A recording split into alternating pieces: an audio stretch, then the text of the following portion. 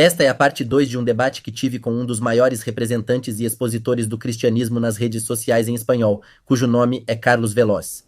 E se vocês assistiram à parte 1 do debate, perceberam que a metodologia para mim foi muito difícil, porque constantemente fui censurado, meu microfone era cortado e coisas do tipo.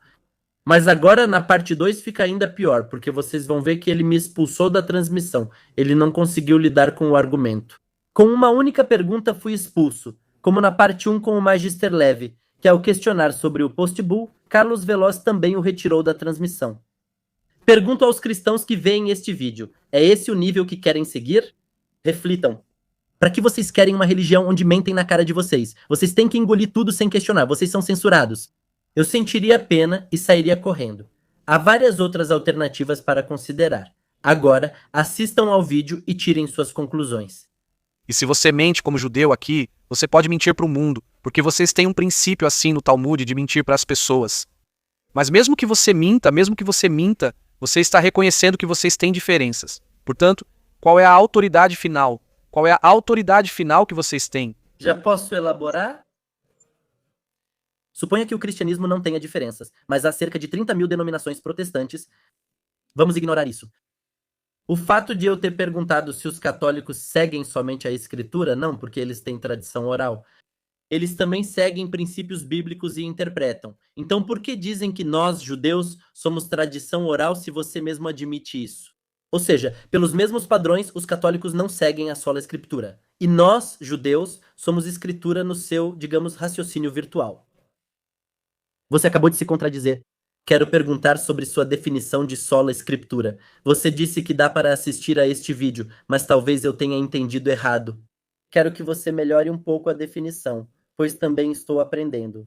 Digo isso porque há várias definições. Quero saber qual Carlos Veloz defende.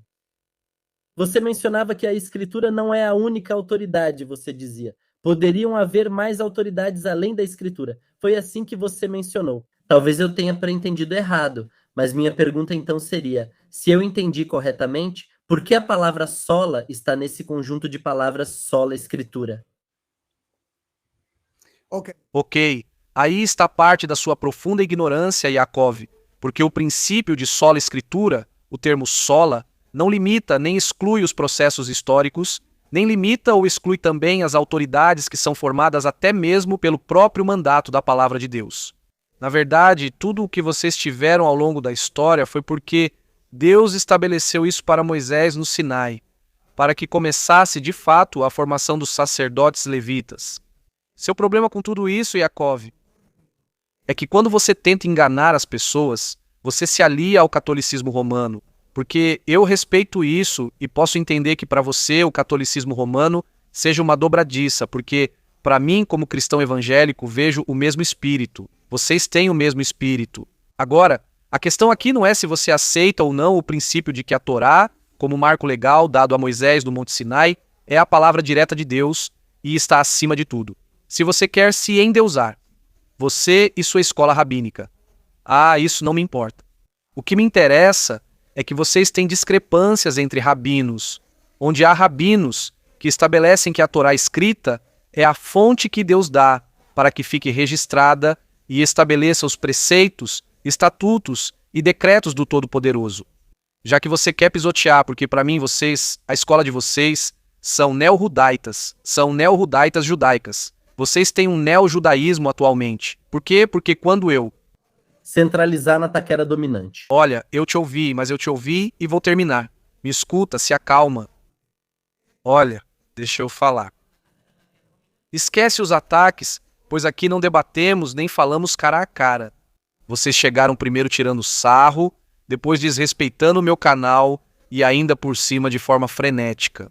Então, ouvi você e vamos perder tempo te corrigindo de novo como uma criança. Fique quieto. Eu ouvi. Mas o que eu faço é te bloquear porque você volta a me interromper. Você não tem autocontrole, não viu como eu te ouvi. Yaakov, ou seja, você não tem. Outro. Seu controle. Não, você não está ouvindo. O público vê tudo isso. Sim. Eu estou ouvindo. Já te ouvi. Yaakov, eu te ouvi. Não, mas isso é um bobo. Você é um bobo, Yaakov. Eu pensava que você... Deixando de lado os ataques ad hominem e dizendo que os outros. Mas me escuta, porque você é incontrolável. Não quero fazer isso. Você falou, eu ouvi e me fez uma pergunta. Você não fez uma pergunta. Não, você tem problemas psicológicos, Yaakov. Você não me ouviu. Sim, você falou comigo. Você falou comigo sobre sola escritura e autoridades, perguntou se nos entendemos. Agora estou tomando um tempo, Yaakov, e você não quer me ouvir. E aparentemente o público já entendeu a dinâmica Mas esqueça o público e me escute. para que vejam que não. Mas Yaakov, pelo amor do Senhor. Calma e me escuta, olha, se controla. Tá bom, eu me acalmo, vai direto ao ponto. Mas não se esqueça que se eu vou ou não vou, eu vou para onde eu quiser. Yaakov, qual é o seu problema? O problema é que você, sendo colombiano, acha que é judeu, um colombiano latino-americano. O problema é que você leva muito a sério esse negócio de atacar os cristãos evangélicos. Então, me escuta, vamos começar do zero e pare com isso. Então, para ter um bufão, Com o microfone desligado, faça todas as caretas que quiser. Te dou 1 minuto, vai em frente. Pronto. Ouviram o anfitrião. Microfone desligado. Quando eu falar, faça todas as caretas que quiser. Vou te dar 1 minuto de silêncio para isso, já que você não quer raciocinar, Jacó Carlos. Vai direto ao ponto. O ponto. Eu vou onde eu quiser, Jacó. Eu vou onde eu quiser. Viemos falar sobre isso na escritura. E você está dizendo que eu sou um... Bobo, eu estou. Você está agindo assim, olha, você está agindo. Mas Jacó... Jacó. Mas não, isso não pode ser. Vamos deixar ele se acalmar. Um momentinho. Vamos dar um tempo. Enquanto isso, como ele não se acalma, eu vou continuar respondendo. Olha, Jacó, somente a escritura, querido amigo, não elimina o desenvolvimento histórico, né? Eu te disse isso no começo. Nem deixa de lado que nós temos autoridades, nós temos um magistério, temos mestre, temos capacitação. Somente a escritura. O termo sola não indica um biblicismo solitário como muitos confundem. E como vocês estão em harmonia com o católico romano, que não se interessa em defender Cristo, assim como vocês o pisoteiam. Eu sim te digo a verdade, agora o que te falei é que, segundo a sua escola rabínica, que não me interessa, porque para mim você não respeita, a Torá de Moisés. Aná ben Davi diz que a Torá de Moisés, a lei escrita, ela é infalível. Benjamin Nehawad também diz, e me desculpe se não pronuncio certo, mas isso não me importa. Também diz que a Escritura é o marco legal de onde partem todas as outras interpretações. Sadia Gaon também diz que a Escritura, a Torá escrita, está acima da Torá oral. E sabe de uma coisa? Vou citar também Ramban, que diz o seguinte: ele aceita a Torá oral, mas com interpretação e de forma racionalista, porque a Torá escrita é imutável e é a fonte primária. Agora, você sabe o que dizem os católicos? Vou elevar, ok, vou elevar. E agora eu vou te perguntar, me diga, o que diz o catecismo da Igreja Católica em relação à Bíblia? O que diz o catecismo? Já que você defende tanto o catolicismo romano, me diga, o que diz o catecismo da Igreja Católica em relação à Bíblia? Como o catolicismo romano coloca a Bíblia no tripé? Estou te ouvindo. Não conheço bem o catolicismo, mas posso responder. Se você não conhece o catecismo e o catolicismo a fundo, por que você usa o catolicismo aqui? Eu não sou católico, não conheço, nunca fui e não tenho ideia. Te pergunto novamente. Ok, te pergunto. ok, Não, eu te pergunto novamente. Se você não entende, nem conhece, nem sabe o que diz o catolicismo romano, como você pode afirmar gratuitamente que o católico pensa como você? Eu te pergunto, como? Eu não penso isso. Eu acho que o catolicismo foi a escolha. Eu não concordo com eles. Este Papa, particularmente, me parece péssimo. Muito ruim para o que acontece. O processo das relações entre judeus e igreja. Eu não defendo o catolicismo e sou bastante hostil às crenças sobre Jesus. Ok. Vamos ver, mas a questão é... A pergunta não é sobre seu amor pelo Papa. Acho isso uma hipocrisia da sua parte. Porque você já falou? Porque você já falou até com padres e elogiou o catolicismo romano. Olha, eu não sou pastor. Mais uma mentira. Eu falei, pastores. Ok, tudo bem, mas esqueça, minha pergunta não é para os pastores. Minha pergunta é se você não conhece o catolicismo romano, nem sabe o que o catolicismo diz em seu catecismo com relação à Bíblia. Como é que você, de maneira alegre e gratuita, me diz isso? O catolicismo acredita em tradição oral, como nós judeus acreditamos, porque eles também seguem essa linha. Eu te pergunto isso. Eu te pergunto se os católicos seguem apenas as escrituras, e você diz que não, e eu te pergunto por que você me diz que eles têm tradição oral. E você afirmou. Ah, ok, não, você afirmou. O catolicismo acredita como nós, porque eles seguem a tradição oral. Obviamente, nós cristãos evangélicos não somos católicos. Baseado na sua resposta, Você não partiu da afirmação de que o católico crê como você sobre a tradição oral e que ele não crê como você? Porque se você não conhece o que diz o catecismo sobre o fato de que a Bíblia não está a serviço da igreja, mas sim a igreja está a serviço da Bíblia, e que a igreja é o fundamento da palavra de Deus, onde a tradição oral se sustenta. Ela tem outras autoridades que só são infalíveis quando o Papa fala ex cathedra e quando a tradição oral estabelece algo que a Bíblia sustenta. Obviamente, eles também são hipócritas, porque se eu te perguntar, você pode me mostrar isso na Torá de Moisés? Na Torá, eu nem vou considerar todo o Tanakh, só a Torá, você pode me mostrar isso para mim? O católico romano crê no purgatório e parece que judeus também acreditam. Mostre como os judeus veem o purgatório, igual ao católico romano, usando apenas a Torá de Moisés. Aguardo sua resposta. não entendo por que associar judeus a católicos romanos, não os represento. Você trouxe isso à tona. Eu te pergunto, volto a perguntar, concentre-se, concentre-se, mostre, mas apenas me responda. Esqueça a ligação. Você se vinculou sozinho há um tempo. Mostre-me, mostre-me. Na Torá de Moisés não está. Me escute. Não falo pelos católicos, não quero mostrar o que pensam ou explicam sobre o purgatório, nem posso falar sobre o judaísmo. Me escute. Me escute. Ouça a pergunta para Yaakov colombiano, com uma equipe que está prestando um ótimo serviço a Israel. Abençoamos todo o povo de Israel e, na verdade, nós evangélicos somos quem mais os ajuda. Você e seu grupo são os que mais nos atacam e denigrem. Mas não importa, pois os amamos com o amor de Cristo e do Todo-Poderoso, Pai dele. Yaakov, por favor, foque na pergunta e não se distraia. Mostre-me na Torá de Moisés. O purgatório, assim como os católicos acreditam, da mesma forma, eu te pergunto, e você? Responda como quiser, me mostre o purgatório. No pensamento judaico, Que eu queira o que você quer é como se eu dissesse: Carlos, mostre na sua Bíblia em que você acredita. Assim como os muçulmanos acreditam em X, Y e outras coisas, eu não posso detalhar no que os católicos acreditam. Por que não? por que não? Por que não?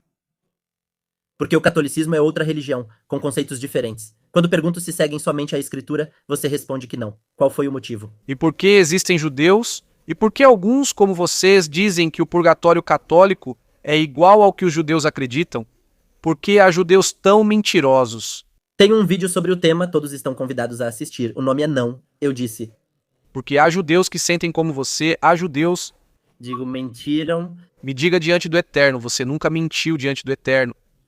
Vou me citar sobre o tema do purgatório. Não, mas me diga, eu te chamei de judeu e você negou, tem um vídeo.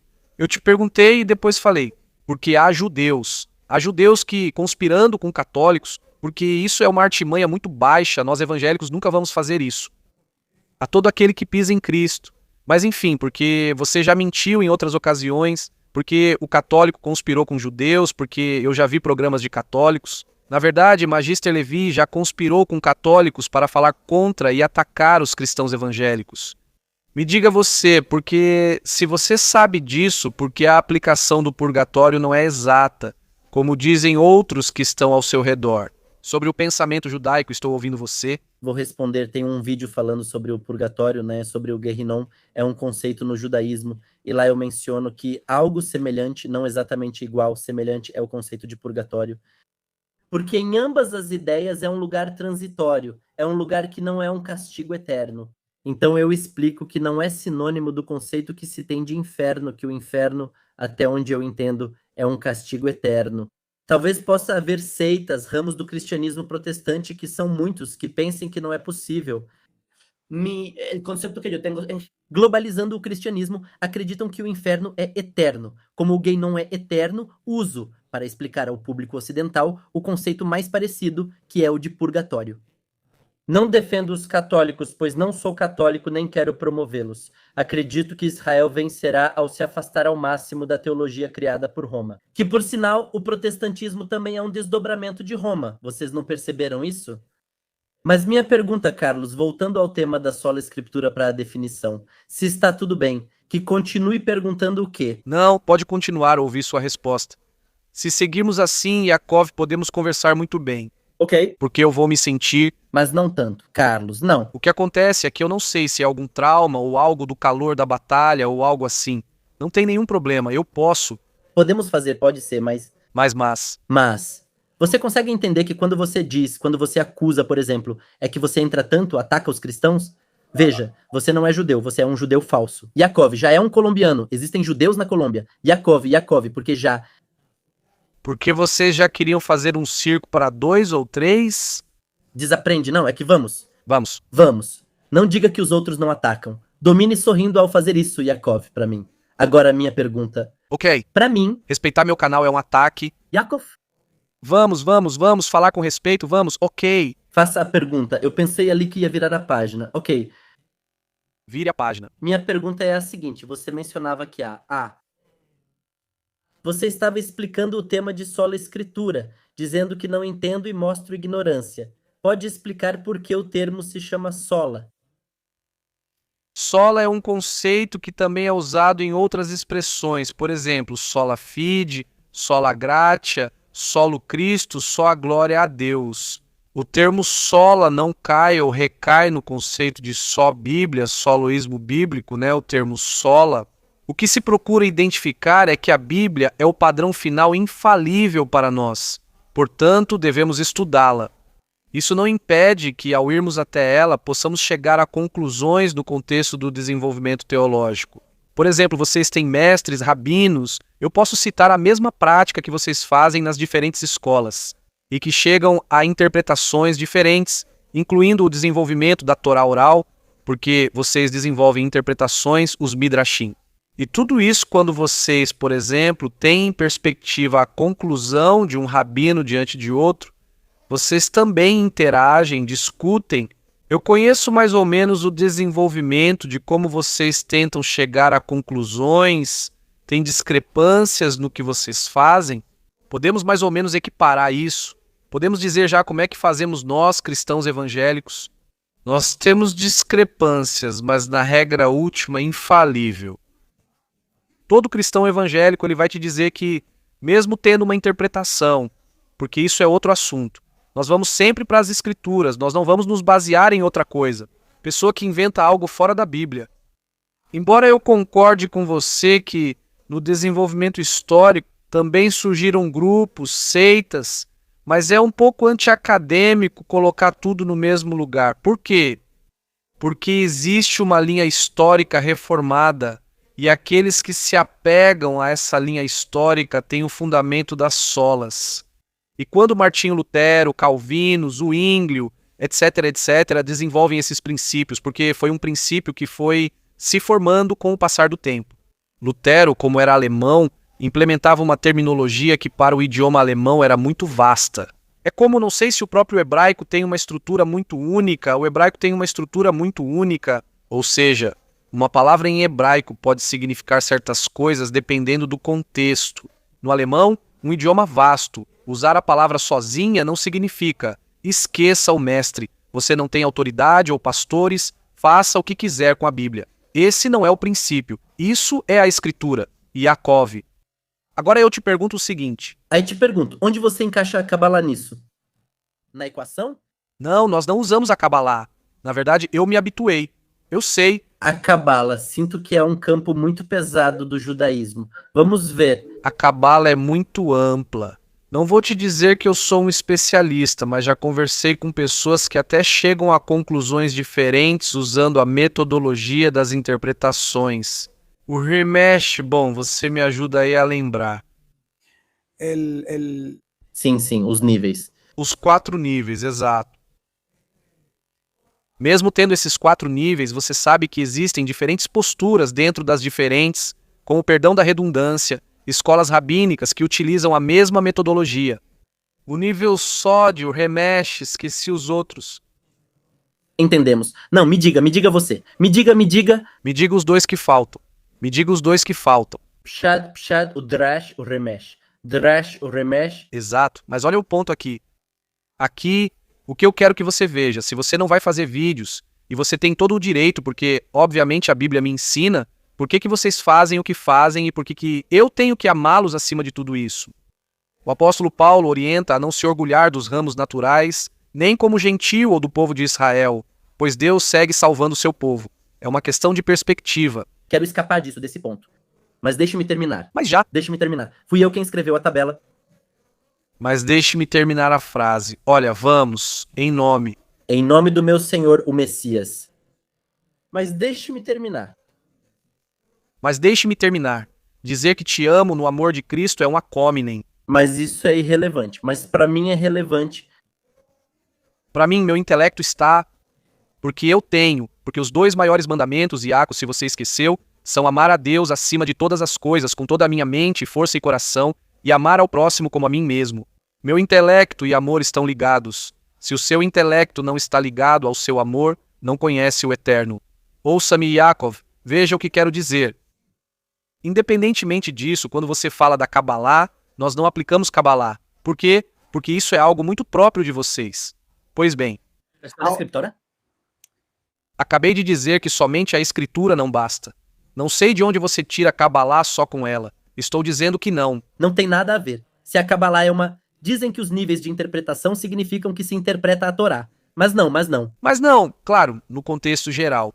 Eu sei ao que você se refere no contexto geral, mas no contexto dos procedimentos epistêmicos, a forma como vocês aplicam a Kabbalah, os níveis, não é a mesma que nós, cristãos evangélicos, aplicamos. O que você quer que eu diga? Nós não aplicamos isso agora.